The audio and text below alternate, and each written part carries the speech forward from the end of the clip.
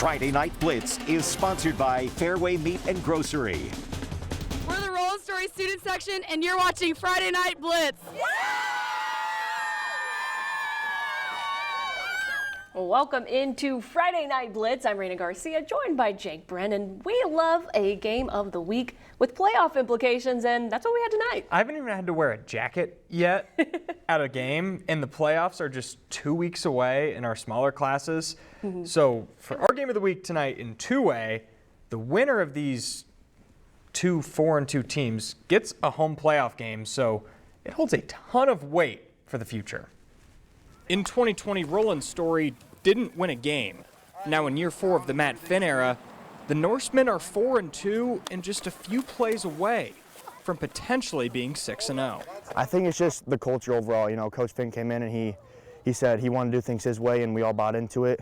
Especially this group of seniors, we all just understood the assignment, what we have to do, and I think we've done a pretty good job so far. We've had guys that have trained really hard here the whole time that I've been here, but now we have groups of guys. Now we've got full classes of guys that say we did this together, and now we got to go out and show that it means something. Des Moines Christian, they're on track to finish above 500 for the first time since 2020. It's encouraging that, you know, we're not getting blown out like we have in years past to good teams, and I think we're kind of rallying against that. And that's really helped us and the coaching staff to understand what we can really do in the future. Both teams have themselves ranked in the top 10 of 2A and still have a lot to play for. The winner of this game essentially clinches a home playoff game. Most of the time, a really long bus ride, you know, over 2 hours. And doing that, especially like in high school, we got buses, you know, so it's already not a good start, and it's just not the same as playing in front of your home crowd. It would just be a great opportunity for our football players to be able to show our community that their hard work is paying off, that we're taking the small steps in the right direction. We're just trying to treat it like it's just a game like we've played all of the rest of them too, and just focus on ourselves and make sure the outside noise isn't coming in and kind of taking our focus away from what we need to do. Game of the week, sponsored by Fairway Meat and Grocery. These teams played last year. Roland Story won that matchup 41-14, but it's a different year. Big third down on Roland Story's opening possession. Sam Knoll is brought down on the QB keeper by Braden Williams. Great open field tackle sets up 4th and 7. Knoll goes for Luke Thorson, 24-yard touchdown on the skinny post.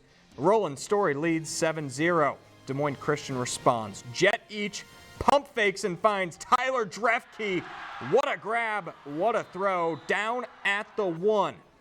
1st and goal. Each spins out of the tackle, dives in, ties the game at 7-all. Roland Story with a statement drive in the second quarter. 70 yards, 5 minutes, capped off by a 1-yard Ben Maysky touchdown. The Norsemen win 28-21. They're going to host a playoff game in 2 weeks. Let's head to Van Meter, where the Bulldogs were hosting Centerville tonight. The Bulldogs knocking on the door here in the first. Caleb Moore gets the handoff and easily makes his way into the end zone for Van Meter's first points of the game. Second quarter now, Dogs up 20, and the Bulldog defense was playing lights out. They force a fumble, and Tate Doggett is there to recover it. It's Bulldogs ball. Now on the very next play, Jay Haley airs it out to Ian Adams, and he is wide open, makes the catch for another Van Meter touchdown. They extend the lead to 26. On the next possession for Centerville, Cole Moore gonna get loose and force this fumble. It's picked up by Caleb Moore. The scoop and score here. Van Meter rolls past Centerville, shutting them out 54-0. The top-ranked North Polk Comets on the road at number 9, Indianola. Good one here in Warren County. First quarter, it's the senior Jake Pontier. Once again, goes in for 6. He's amped up. Indianola leads 7-0. Later in the first, the Comets respond on a read option. Nathan Feldman keeps. He scores. They go for 2. They lead 8-7.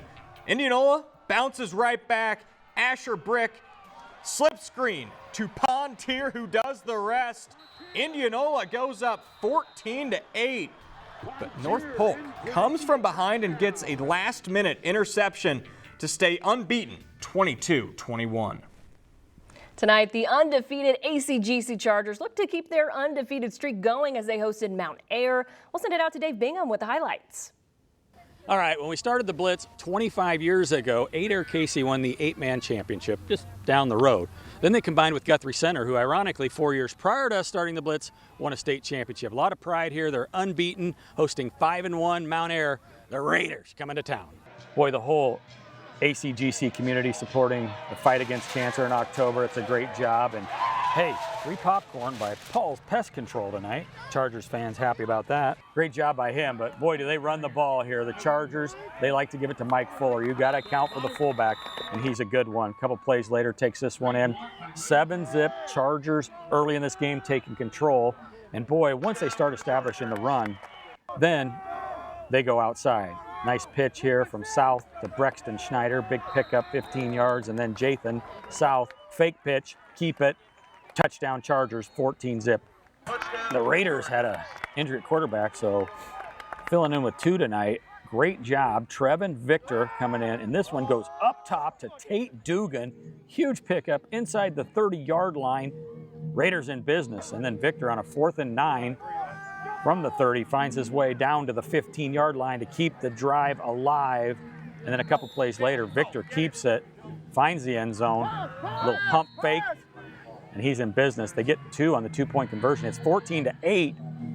Now South trying to lead the Chargers back, goes up top, but this one is picked off by Carter Railsback. The Raiders hanging in this one. Well, the free popcorn worked because in the second half, the Chargers get it going. This big play by Eli Madsen goes 87 yards, one of 4 straight touchdowns for the Chargers. The Raiders at a late touchdown, 40-14 your final. The Raiders will finish with Martinsdale St. Mary's next week as they get ready for the playoffs, and hopefully they get healthy. But the Chargers, still unbeaten. They'll get Southwest Valley right here, and probably a lot of playoff games here if they keep it going like they did tonight in this one. No pests. Great night. Good night for Paul. Free popcorn. We did it. Back to you guys in the studio.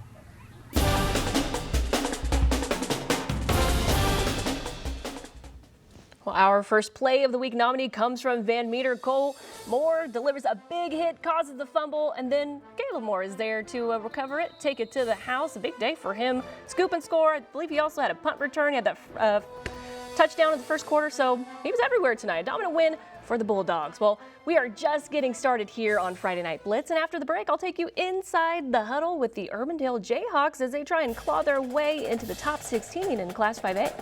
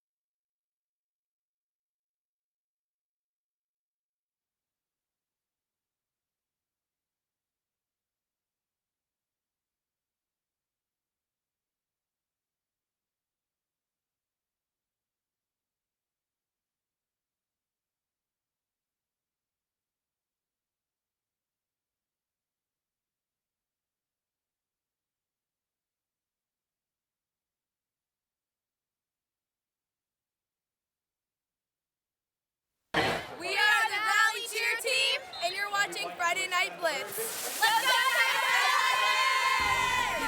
go! Inside the Huddle, sponsored by Des Moines Orthopedic Surgeons. Well, 7 weeks into the season, the playoffs are starting to come into focus as teams try and secure one of those 16 spots. Urbandale is just outside the top 16 in the latest RPI ranking, so stacking wins in this final stretch is crucial to keep their playoff hopes alive. 1, 2, 3, count. We just have a we got to go get it type of mentality, especially not being in that top 16 yet. So going into these last few weeks, I've kind of spread the word that we got to treat every day as a game day. Do your job, really just go out and take care of what we do and control what we do. You don't play a good team or a bad team, you play yourself. So, take care of the football, execute on offense, defense, and special teams, and, hopefully good things happen during the game. I think we're very excited about these last 3 games. Just coming with preparedness, knowing that we're the smallest 5A school, but we have a lot to prove, and blessed to play these last 3 games against really good competition, and we can prove ourselves. I think playing together would be the biggest thing. We talk about having a football family and being in one program, and I think they buy into the fact that they're teammates with their brothers and they're going to play for one another. I think that's the big thing, is that they're just the team concept of, we've got some great players, some guys that are going on to play college football, but it's really about that next man in and taking care of everybody and making sure you do your best when you're out there. All right, out in Urbandale, the Jayhawks taking on Dowling Catholic. Now, after blocking a punt, Urbandale trying to turn it into points. Landon Rennan throws a short pass to Turner Brown for the first touchdown of the game, and Urbandale jumps out to a 7-0 lead, but Dowling wastes no time getting on the board. From their own 32-yard line, it's Rashad Davis who breaks through the line, cutting to the right side, heads down the sideline for a touchdown, and the Maroons tie it up at 7. We'll stay in the first quarter here. Dowling now on their own 35. This time, it's Joe Nahas with a long pass to Jacob Scow.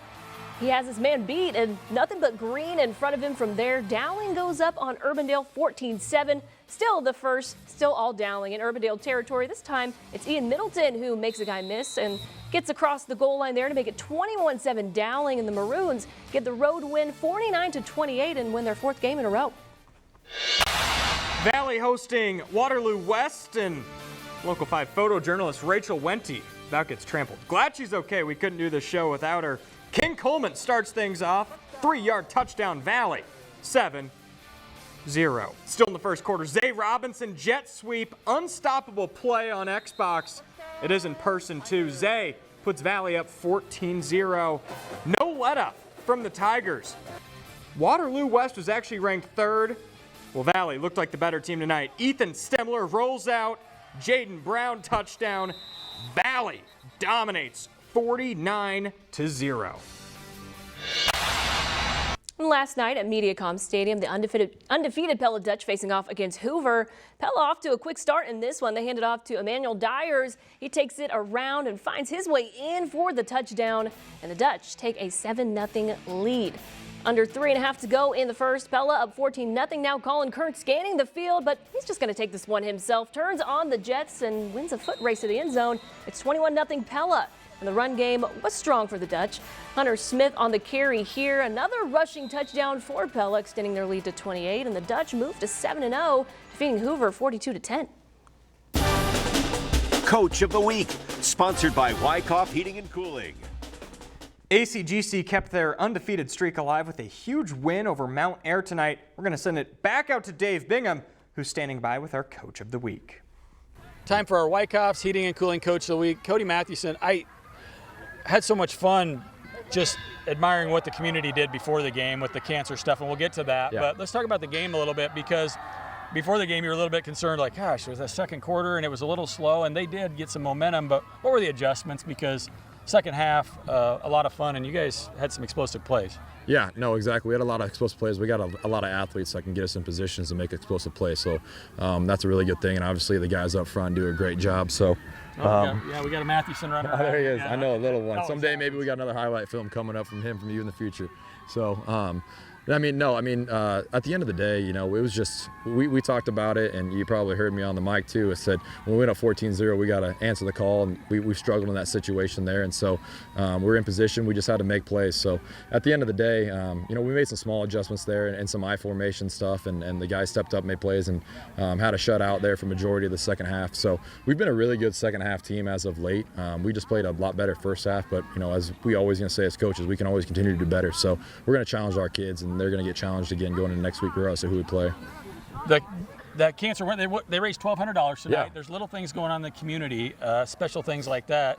You got your kid, you got your dad. I mean, there's some other special things going on in football. No, you give me emotional thinking about it. So, no, it's a special, and it's been awesome to be able to see the community and how supportive everybody is, regardless of what the situation is. And so, you know, we got cancer awareness night, and then, you know, we have people in the community doing things. We got military night, first responders night next week, and WP Apparel is doing all of our military appreciation. First responder is donating back to Ron Byer Memorial, which we're putting up a memorial out here, who was a longtime employee of the school, passed away. And so, again, people in the family and our community and just everybody steps up and rallies around that, and that's what makes this place special. And so, you know, people rally around the kids rally around the community, and so when that all kind of clicks together, that's when things get really special. We've seen a lot of teams and programs who have those opportunities like that, and it's been, you know, a good tradition and a long tenure. So we hope to keep that going and hope those types of things continue to happen around here. When we started the Blitz 25 years ago, you weren't quite in high school yet, but we did get you on the Blitz a few times. You were probably about my son's age running around. You were a highlight film, but hey, Paul's Pest Control too. Huge shout out tonight. Sponsor of the game. There are no bugs out here, so that's going to do it for our Coach of the Week. Yeah. Send it back to you guys in the studio. Thanks, Dave.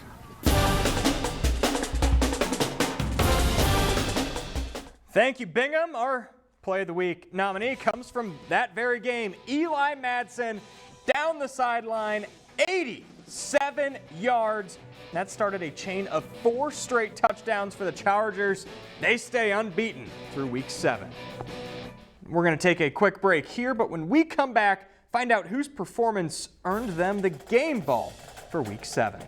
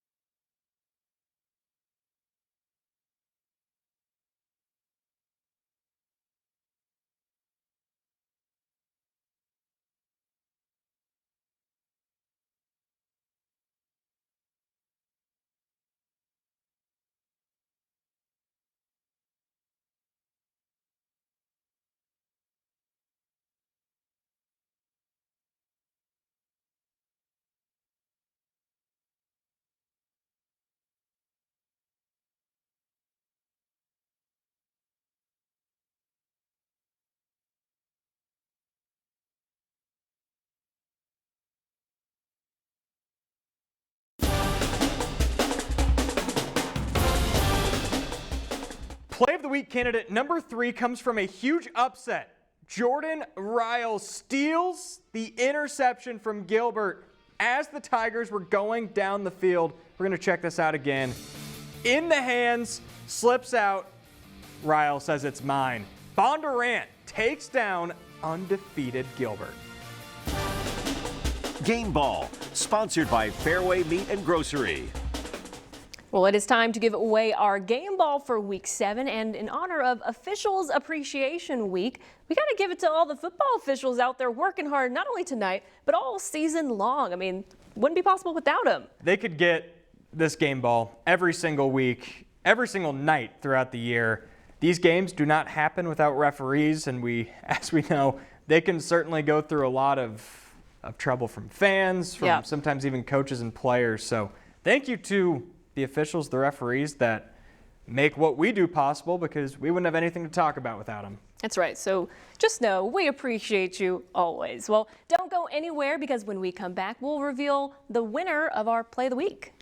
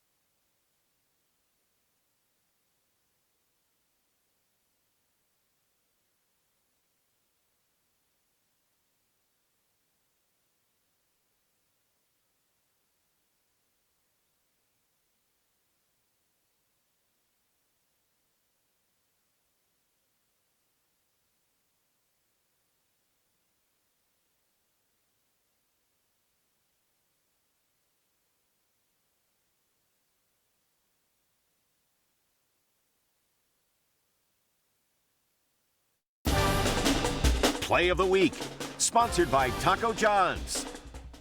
All right, it's time to reveal who our Play of the Week winner is. And I think this one's pretty obvious. It's got to be Jordan Ryle of Bondurant Farrar. This play was insane.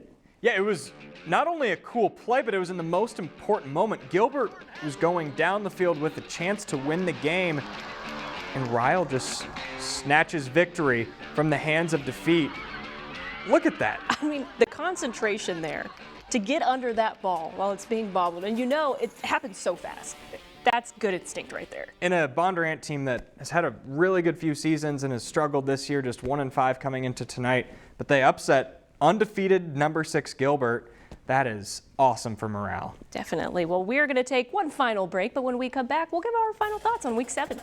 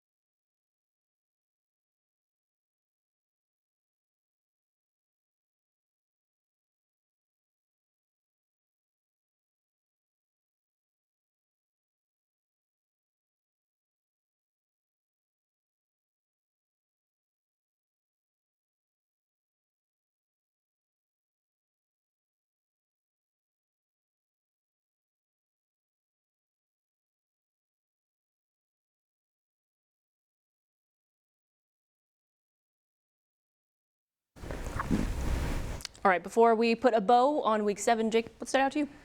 I mean, I got to go to 3A. We didn't run the highlights tonight, but Humboldt beats Algona, battle of number 1 versus number 2. Very well could see that again in the Dome, and that is an impressive win. Algona has been unstoppable this year. Yeah, I mean, it's just crazy to think. I mean, now is crunch time. I mean, wins always matter, but especially now, and this is kind of where some teams hit the harder point in their schedule. But it's where you see what you're made of. Let's take a look, though, at the latest RPI ranking. And let's start with 5A, because I think this is the really interesting one here. We mentioned it earlier. Waterloo West ranked at 3 there, Valley right behind him. Valley, showing that that ranking may not always be super accurate. Yeah, I don't think Waterloo West is going to be at 3 for much longer. You can see the CIML teams kind of spread out more down the rankings. This happened last year, and the CIML still was able to get all 4 teams into the Dome. So, yeah, they kind of beat up on each other. The rankings reflect that, and then teams like Ankeny sneak in as a 14 seed, and then, sure enough, they pull a couple upsets, and they're in the Dome. When they're, we all know they're probably not a 14 seed, just only technically. Your game of the week, that was an interesting one because that one had major playoff implications. Yeah, neither team had hosted a playoff game in a long time, and the winner is guaranteed to host round 1. And so Roland Story ends up winning, but Des Moines Christian, they were telling me the last couple of years they had to travel to Creston, and they had to travel 2 hours via school bus, and that's not fun. So home field advantage matters. Definitely does. Well, that's going to do it for us here on Blitz. Thanks for joining us. We'll see you next week.